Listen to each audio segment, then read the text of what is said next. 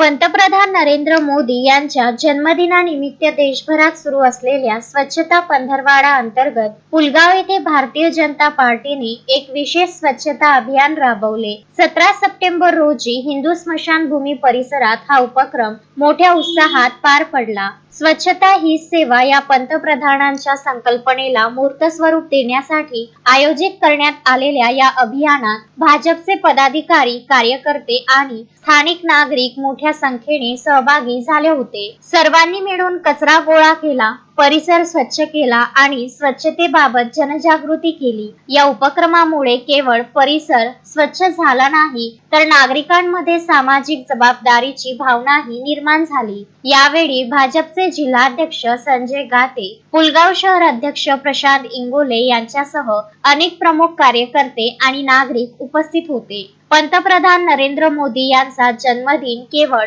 सोहळा म्हणून न साजरा करता तो समाजोपयोगी कार्याशी जोडून साजरा करण्याचा प्रयत्न पुलगाव भाजपने केला।